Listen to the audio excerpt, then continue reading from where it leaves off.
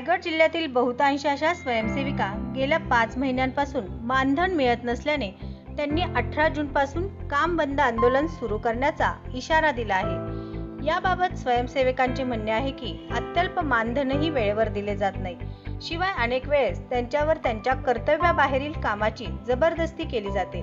यामध्ये pre paper taste, NCT व golden card form भरणे, PMMVY फॉर्मचा मोबदला न मिळणे, JSY लाभ न मिळणे, VHNSC खर्चातील अडचणी आणि मानधनाचा विलंब अशा समस्या आहेत। याशिवाय काही अधिकाऱ्यांकडून अपमानास्पद वागणूक, शिवीगाळ, वेळ वाया घालवणे, फेऱ्या मारायला लावणे असे प्रकार घडत असल्याचेही त्यांनी नमूद केले आहे। या सर्व मागण्या पूर्ण न झाल्यास आणि मानधन देण्यात आणखी विलंब झाल्यास 18 जूनपासून काम बंद आंदोलन करण्यात येईल।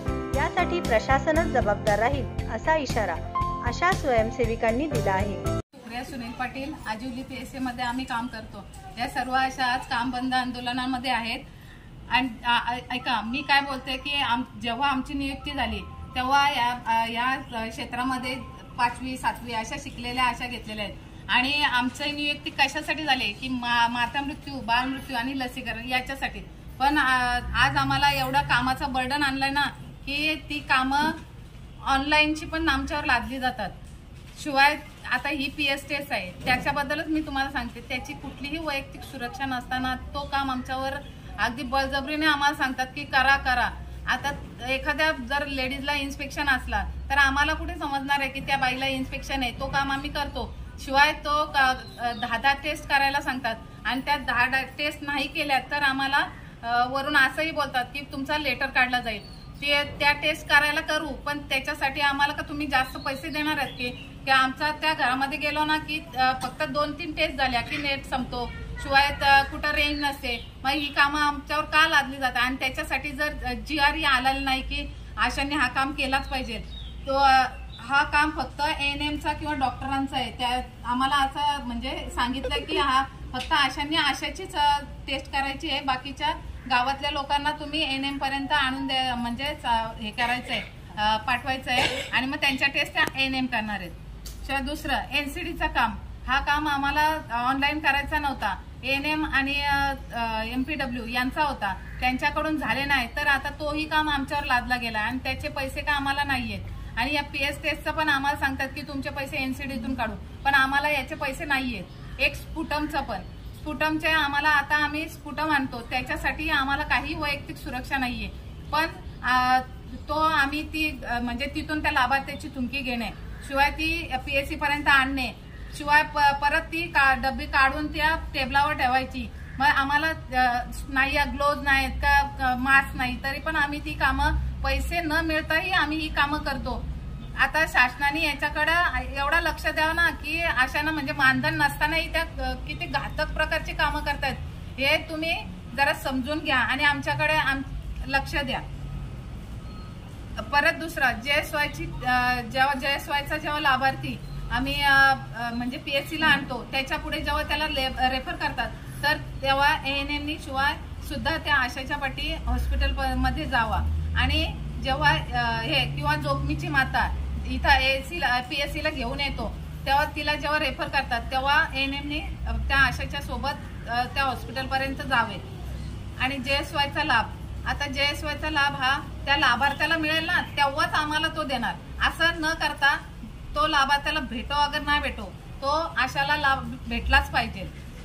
आणि गोल्डन कार्डचा, आता गोल्डन कार्डचाही आम्हाला काही मानधन नाहीये, तरी पण आम्हाला सांगतात की गोल्डन कार्ड काढा, त्याचे फोटो जेव्हा टाकाल तेव्हा तुम्हाला मानधन दिला जाईल, म्हणजे पैसे काढले जाते। पण आम्हाला ते एवढे, आता आमच्या आशांनी 500 600 काही 1000 काढले, पण त्यांना काही पैसे आलेले नाहीये, तो पण काम आम्हाला लादला जाऊ नये।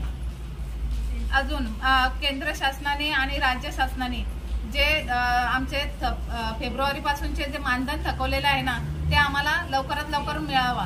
पण तो आणि याच्या पुढे जो मानधन तुम्ही टाकाल म्हणजे दर महिन्याला आम्हाला तो मानधन मिळायला पाहिजे, न थांबवता, म्हणजे की या महिन्याचा पुढच्या महिन्याला असं न करता आम्हाला दर महिन्याला आमचा मानधन मिळालंच पाहिजे। आणि जो थकलाय तो आम्हाला लवकरात लवकर मिळावा, कारण आम्हाला आमच्या मुलांच्या फिया भरायच्या आहेत, कोणाचे लोनचे हप्ते आहेत, त्याच्यासाठी आम्ही अशी अपेक्षा करतो की तुम्ही आमच्या ज्या समस्या आहेत त्याच्याकडे लवकरात लवकर लक्ष द्याल आणि आमच्या समस्यांचा म्हणजे विचार कराल आणि लवकरात लवकर आम्हाला मानधन टाकाल अशी मी अपेक्षा करते. आणि टाकावाच तुम्ही, कारण आम्ही एवढ्या ह्याच्यामध्ये कामं करतो ना की आज आमच्याकडे म्हणजे इथून जायला सुद्धा पैसे नाहीयेत, एवढं आमच्या हालाकीची परिस्थिती आलेली आहे. आणि आमच्या आशाना उठ सुटताला इथं पेशंट घेऊन जा, तिथं पेशंट घेऊन जा, कुठनं पैसे आणणार आम्ही, काय करणार, याच्याकडे शासनाने लक्ष द्या. आणि आशाना लसीकरणाला किंवा PSC ला आल्यावर जी अपमानास्पद हे दिले जाते, वागणूक दिली जाते ती कमी व्हावा. आणि हे जेव्हा अशा एखाद्या डॉक्टरांची किंवा ANMची हे करते, आपली हे कंप्लेंट करते, तर तिला नंतर टॉर्चर करण्यात येऊ नये अशी मी विनंती करते. त्याच्याकडे पण तुम्ही लक्ष द्या. आणि ग्रामपंचायतमध्ये पण काही आशांना जरासं हाडसडस केलं जाते, तर ग्रामपंचायतीकडे पण तुम्ही लक्ष द्या आणि त्यांना जरा समजावा की अशा गावामध्ये खूप कामं करतात की त्याच्यामुळे तुम्ही त्यांना बोलू नका. आणि जोपर्यंत आम्हाला अलिबागवरून बैठकीची पत्र येत नाही तोपर्यंत आम्ही काम बंद आंदोलन करणार आहोत. जेव्हा बैठकीला बोलवतील तेव्हा आम्ही बैठकीला जाऊ आणि तिथं आमच्या काय हे आहेत त्या मागण्या मांडू. आणि जेव्हा आम्हाला बोलतील की तुमच्या मागण्या आज आम्ही मान्य केल्यात, लेखी पत्र देतील, तेव्हा आम्ही काम चालू करू. याच्यावर आम्ही आता ठाम आहोत.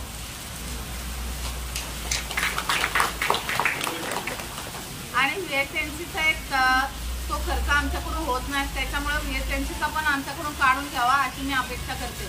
कारण सर्वच आशांना त्याचा खर्च करता येत नाही. आता आमच्या अशी अपेक्षा आहे की तो एक VSNCचा पण खाता आमच्याकडून काढून घ्यावा. ऑनलाईन कामं आम्हाला कामं करायला सांगतात. जर ऑनलाईन कामं करायला सांगत असेल ना तर आम्हाला पगार द्या, तर आम्ही ऑनलाईन कामं करू अशी मी अपेक्षा. अन्यथा आम्ही करणार नाही. ज्या कामांचा मानधन नसतं तेही आम्ही काम करणार नाही.